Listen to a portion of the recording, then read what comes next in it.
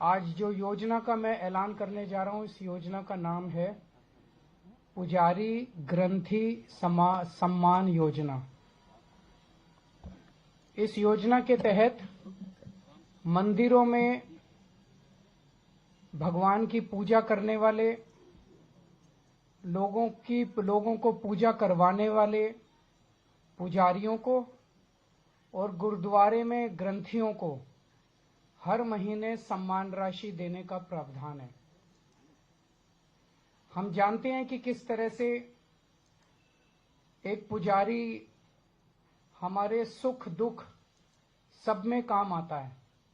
हमारे घर में शादी हो, बच्चे का बर्थडे हो, कोई भी खुशी का मौका हो या कोई मौत हो जाए या कोई गम का मौका हो, हर वक्त पुजारी हमारे साथ होता है, हमारे को उसमें अपना कंट्रीब्यूशन करता है, भगवान की पूजा कराता है हमें।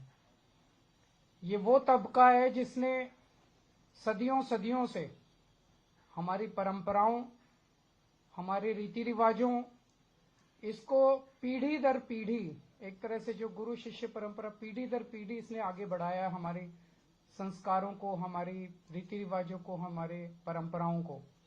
लेकिन इसने कभी भी अपने परिवार की तरफ ध्यान नहीं दिया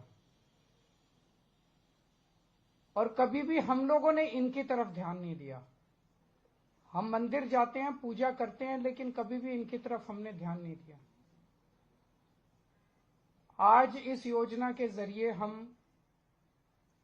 इसे मैं वेतन या तनख्वाह नहीं कहूंगा, एक तरह से इनका सम्मान करने के लिए इसकी घोषणा कर रहे हैं कि लगभग 18,000 रुपये महीना इनको सम्मान राशि दी जाएगी हमारी सरकार बनने पर। यह देश में पहली बार हो रहा है। आज तक कभी किसी पार्टी, किसी सरकार ने ऐसा नहीं किया। ये पहली बार हो रहा है।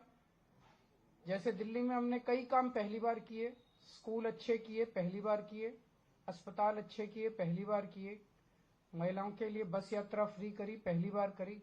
ऐसे ये पहली बार हो रहा है और मैं उम्मीद करता हूं कि भारतीय जनता पार्टी और कांग्रेस की सरकारें भी इससे सीख के अपने अपने राज्यों के अंदर पुजारियों और ग्रंथियों के सम्मान के लिए ऐसी योजनाएं लागू करेंगी। इस योजना का कल से रजिस्ट्रेशन चालू होगा। कल इस योजना का रजिस्ट्रेशन एक तरह से शुभारंभ करने के लिए मैं कनॉट प्लेस के हनुमान मंदिर जाऊंगा और वहां के पुजारियों का रजिस्ट्रेशन करके आऊंगा और उसके बाद दिल्ली के सभी मंदिरों और गुरुद्वारों में हमारे एमएलएज, हमारे कैंडिडेट्स, हमारे कार्यकर्ता पुजारियों का और ग्रंथियों का रजिस्ट्रेशन कल से फिर मेरे आरंभ करने के बाद पूरे दिल्ली के अंदर इसका रजिस्ट्रेशन चालू होगा।